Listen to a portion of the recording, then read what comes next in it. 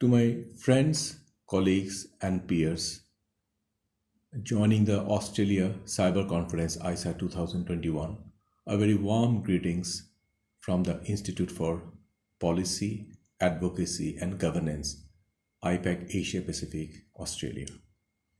I'm Professor Syed Munir Khosru, Chairman of IPAC Asia Pacific, and I also happen to be co-chair of the G20 Task Force on Digital Transformation, where we recently submitted a policy brief for the G20 Leadership Summit held in Rome, October 30-31, 2021, where I was joined by my colleagues, Head of Digital Transformation from the World Bank, Asian Development Bank, Google, and Lord Mayor Charitable Foundation, Melbourne, Australia. I also would like to thank AISA for having kindly invited me to speak on a topic which I believe is of paramount importance not only for Australia but for the world at large: artificial intelligence. But before I do that, I think it's very appropriate we have a little bit of reflection on the rather unusual and challenging times we have been living through in the last 2 years. This probably will be a once in a lifetime experience that we will witness, where there is not a single individual, family, community, society, nation, region which has not been affected by the pandemic. Millions have lost their lives, many have lost their loved ones, while many more millions still continue to suffer from the pandemic, and a huge portion of the population remain unvaccinated. So I would request to first join me for 10 seconds of silent reflection and prayer for those who have lost and those who are still fighting the pandemic.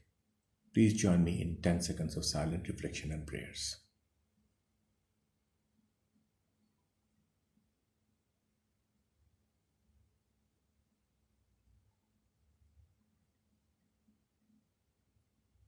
Thank you so much. On that note, actually, I recently wrote a piece on what this once in a lifetime experience have taught all of us, no matter which part of the world we live, and to have a reflection. Because my only concern has been it should not be a missed opportunity of not learning some vital lessons of life that we all should be pausing and reflecting upon. So feel free to visit www.covidthoughts.org, where I'll be quite happy to share my thoughts and also very eager to hear from you. Now, coming to our topic, as I was telling, one of the things that pandemic has done, that it has fast-tracked digital transformation. And today, work from home, education from home, online purchase, e-commerce have boomed like never before. And just as economies have suffered, global GDP has gone down close to 1%, nearly close to running a global recession. At the same time, we have seen a boom in digital connectivity. Just for Australia itself, the internet users growth has been close to 18%, which is more than 3 times the average 6% that was happening in the previous 3 years. First, I would like to share with you what are some of the areas I would like to cover in the next 20-30 minutes available to me. So first, let me share the mental mapping of today's agenda. First, I'll start with sharing with you what is the overall global state of artificial intelligence. Then, of course, what has been Australia's journey so far, and the AI in pre-COVID era, some of the challenges we at Australia have been facing due to COVID. Then also the COVID-induced acceleration, how the pandemic has triggered adoption of AI. What are some of the post-COVID opportunities? And last but not the least, how and when Australia can rise to the occasion to be one of the key global players in artificial intelligence. Now, as I was saying, just as in the next few initial slides, I'll share with you globally how the AI has been evolving, sharing with you some major information. Then I'll look into what has been happening to Australia. So as it stands now, because of the pandemic, you can clearly see the AI has boomed from being around 40 billion to jumping to more than 50 billion in a span of 1 year with a compound annual growth rate of close to 30%. Now, Oxford Insights and the International Research Development Center had developed a AI Readiness Index. Basically, what it does, based on 33 indicators and a 4 dimension, it ranks the countries in terms of their readiness, adaptability to use AI as one of the means driving the economy and growth, and particularly delivering public services. So let's see how some of the major countries and economies are doing. As you can see in the ranking, not surprisingly though, US is leading, and the next four countries, all from Europe, with UK being the second, and Australia's ranking currently is 12th. So I hope you can see the pie chart, and if you look at the left side of the screen, the 10 parameters, Australia has done actually pretty well in terms of vision, also done well in terms of data representation and availability, infrastructure governance, has done moderately well in capacity building human resources, meaning the country still needs to build up a core critical group of well qualified professionals who can drive the AI revolution forward. And the area where Australia needs to improve is in terms of its size. Now, although ranked 12th, Australia is quite ahead of other competitors like China, who's 19, and it's immediately after US and its peers in Western Europe. And the government has taken the AI quite seriously, and there's the Australian AI Action Plan. And some of the few sectors where Australia has done remarkably well includes health and agriculture. Now looking at the global leader US, as I already had mentioned, it has come out top in the index. And as expected, given that some of the big tech giants are in Silicon Valley, US has done pretty well in terms of data representation and availability, infrastructure governance. And in spite of having some of the best minds in the world, US still lags behind a little bit in terms of capacity building and training, which US currently is taking quite seriously so that it can maintain and strengthen its position as the AI leader. Not surprising, China is one of the fierce competitors of US, trying to catch up with US, has a good vision, but lagging behind when it comes to capacity building, infrastructure, and data availability representation. But China is pumping in a lot of billions of dollars, trying to forge ahead and capture one of the leading positions, where still it's not among the top 10 countries. Now, why US leads? One is, as I already shared within the index, and two things, as always, has played a key role in case of US. One is a very highly driven, technically advanced private sector, led by tech giants like Google, then Facebook, Microsoft, Amazon. And also in 2019, by executive order, the US president signed, there's American AI Initiative, signaling US government seriousness in pumping funds to make sure in the coming years and decades, US continues to lead in this sector. China is a challenger, and what is really interesting, when it comes to research publications, it came to a surprise to me as well. China just lags behind Europe. So 25% of the AI related research publication comes from China, little just behind Europe, which is 28%.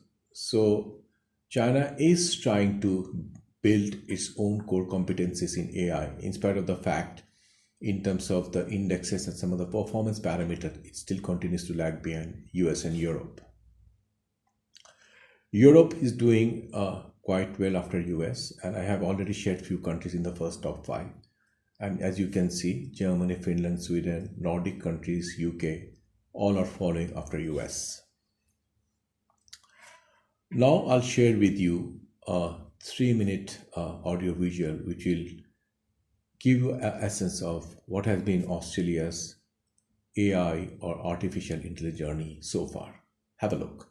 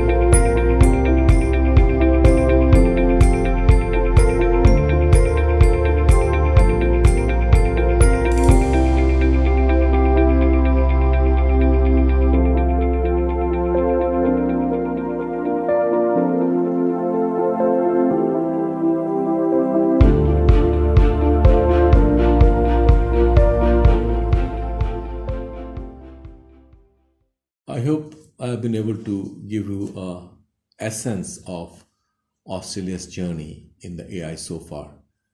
There is so much I could have said, but given that I have time constraint, I thought that's the best way to capture some of the essentials so that I can give you a feel of the how the AI is changing the Australian technological landscape. Moving on, let me take you to the 8 sectors where Australia has been doing reasonably well in terms of AI adaptation. And the way I intend to do it, I'll share with you some real examples, which entities, which sector Australia is forging ahead in AI. And for your convenience, I've highlighted yellow some of the things in the slide so that you can quickly look at some of the key facts and figures and relate to the background explanation that I'll be giving to you. Moving on. Logistics. The Canberra-based Seeing Machine is doing a great job in logistics, and it has developed a driving monitoring system which helps detect fatigue and provide alerts, and it has shown remarkable result. It has reduced fatigue by 90%, increasing safety in driving. Utilities. Sydney-based Vapor have done a good job in terms of water and sewage, and it has developed a technology whereby it can inspect any cracks on issues in the pipes with video footage detection, which significantly cuts down manual detection, which is not only time consuming but also ineffective. So as you can see, the solutions can analyze pipe health from a grade of 1 to 5. What is happening in construction? Here also, the Brisbane-based Voltin has developed an AI-based system which does building inspection. So using machine learning software, it has very effectively used high-resolution cameras, which has cut down the inspection cost by 30%. Agriculture. In my initial comments, I mentioned 2 sectors where Australia has huge potential. One of them is agriculture. For example, Green Atlas has been mapping fruits and flowers by using hardware and AI software, whereby the count has become much easier, and the process is amazingly 6,000 times faster than the manual counting that used to happen before AI got into action. Emergency services. One of Australia's very elite organizations, CSIRO, has developed Spark, which uses AI toolkit, and using simulation technique, it has been helping the Australian government tackle one of the very serious climate issues we have in this country, that is bushfire. And in the last bushfire 2019-20, this toolkit did help in terms of tracking ahead of time where these bushfires can be and helping the authorities have a quick response mechanism before it got completely out of control. Healthcare, as I mentioned, another priority sector for Australia. And as an example, the Brisbane-based CoView detects patients' motion to speed up physiotherapy. And some of the very well-respected companies have come together: Fujitsu, Australia, GE Healthcare, Macquarie University, then Radian Network, all are working on detecting brain aneurysms. So a lot of things are happening in healthcare, and I'm very happy to say that Australia is actually leading the way in healthcare services driven by AI. Human resources. Safety culture also have developed an AI-based operation platform which checks on staffs and also has automated many of the tasks. Reporting issues have been streamlined. So it has driven up efficiency significantly with about 600 checks per year. Sustainability, a big time agenda in the world today, SDG and so on and so forth. The Brisbane-based Synergio has developed a digital version whereby the physical power of generating infrastructure and decision making. So what has happened, similarly other companies like ACP have developed AI-based robot in the recycling, and Healthy Country AI has developed AI which helps in tackling environmental management, particularly as far as animal species and habitats are concerned. So these examples hopefully gives a little bit of glimpse into what are happening in multi-sectors, which sometimes all of us are not as aware as we should be. So this I'm sharing you to give you both a depth and breadth of how AI has been making steady progress in many of the important sectors in Australia. We have been talking about some of the progress that Australia has made, but we also be realistic in recognizing some of the challenges we have endured during COVID, which has slowed down adaptation of AI to a certain extent. So, just as the digital transformation has triggered AI and Australia has embraced it with a lot of courage and confidence, it wouldn't be fair if I don't give a full picture how the pandemic in certain instances has deterred adoption of AI. Let me share that with you. What are the challenges we have been facing for COVID? As expected, many of the AI projects got disrupted because many of the data that were collected were skewed because we were not dealing with the normal socioeconomic conditions. So data and parameters were not necessarily reliable. Secondly, lockdowns led to a lot of business shutdowns, which did negatively hamper adaptation installation of AI. Most of the business concerns, except for the tech giants, have taken a heavy toll during the pandemic, Australia being no exceptions. So many of the organizations, because of the financial squeeze they were in, simply did not have the money or resources available to quickly move into AI adaptation. So slowed down economic activity to certain extent, like any other sectors, did hurt in certain instances AI adaptation, particularly in the small and medium enterprise sector. Then we have, although Australia is a developed country, G20 member countries, there's still a digital divide, and many people still are not as well aware of AI and its potential to unleash creativity as it should be. So many of the organization individuals could not properly use, not because they lacked any intent, but there has not been sufficient awareness and also their ability to use data through AI, and which could have helped them in gaining competitive edge in whichever industry or sector they were operating. And that brings the question of digital literacy. And according to the Australian Institute of Company Directors, there's still severe lack of well-qualified, talented individuals in this sector. Australia government is trying hard to draw global resources even from outside Australia and developing within the country.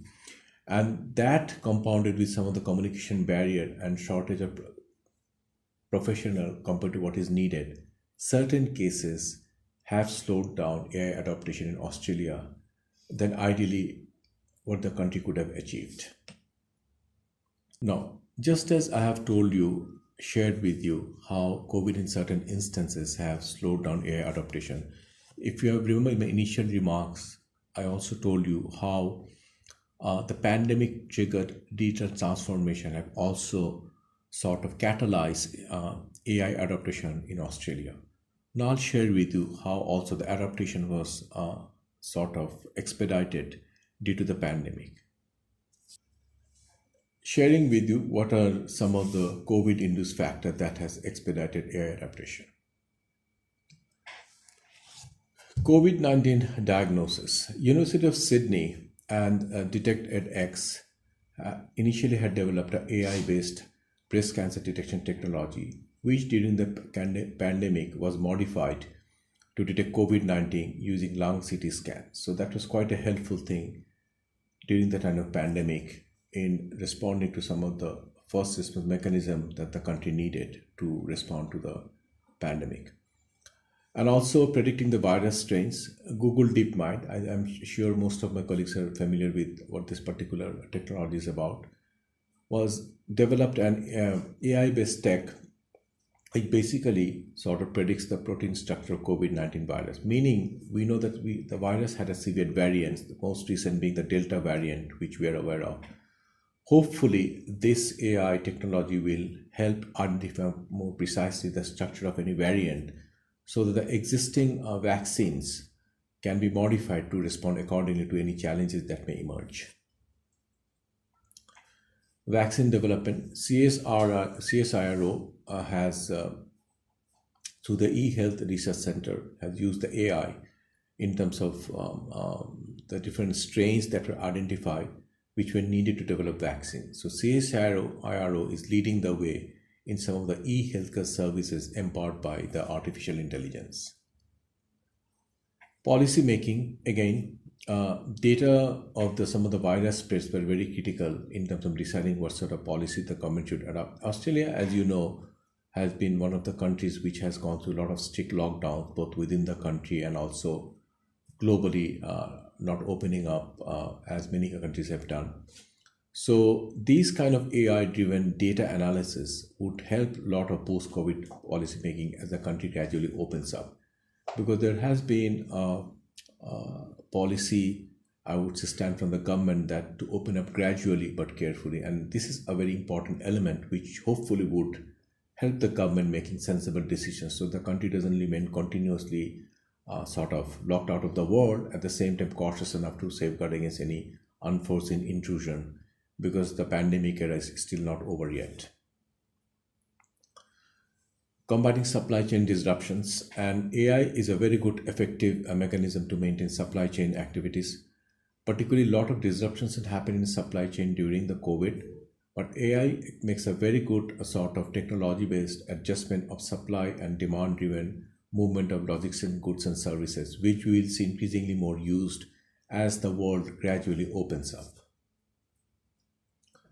So far, I have tried to share with you pre-COVID, during COVID.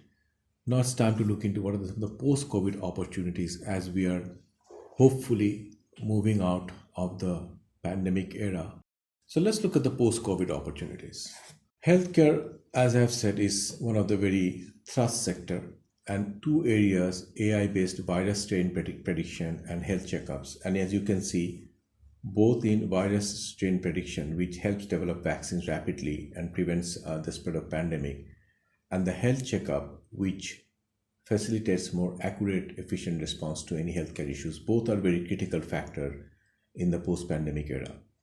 And that technology's integration with the healthcare services will be one of the critical factor in helping healthcare service providers and doctors to improve their decision making and efficiency effectiveness in delivering services. Continuing with the healthcare services, now this has a very close link with the sustainable development goals. If you look at the three goals, SDG 3, good health and well-being, 9, 10, decent work job, they are very closely related to what's happening in the AI-driven health sector. Because as I said, not only doctors are being able to make more smart decisions, and also AI-based softwares are helping prevent future pandemics. What also is contributing by responding effectively to pandemic, we are also helping us go back to the period of normal economic growth and business flourishing as they're supposed to. So health has a direct connect, because one of the reasons why the global GDP, Australian GDP, has been falling, because significant slowing down of economic activities. And to go back to the normal, we have to start with where it all started, healthcare service, and AI has a very important role to play. The pharma industry has been revolutionized. Data collected through AI study has really helped in many of the study we have been doing on diseases and viruses. And also many of the checkups and AI-assisted studies have helped the pharmacists come up with vaccines and cures, which previously would have taken decades, now is within our reach within a matter of months and years. So pharmaceutical industry is expected to grow rapidly thanks to the AI empowered data analysis and the resulting solutions and vaccines and medication that we are being able to access to. And again, if you look at the SDG impact, SDG 3, SDG 9, and these very scientific, efficient way to have a quick access of analysis of the causes of the different kind of diseases, and then resulting strain production, rapid vaccination, is changing not only the landscape of the health sector, but also the resulting other sectors, decent job, economic growth, and the post-pandemic economic recovery. Agriculture is something I have mentioned, is one of the prime thrust sectors, and automation and software driven by AI is having a definite positive effect in Australia. And it is not only improving efficiency and production capacity, it's also helping the farmers in making rational, efficient decisions. And the rapid growth in the agriculture sector in the future will be largely driven by AI, because the technological advancement is helping installation and adaptation of a lot of technology, which is yielding much more positive result in the Australian agriculture sector than in the pre-AI period, where such technology was not really was in the forefront of driving productivity in the agriculture sector.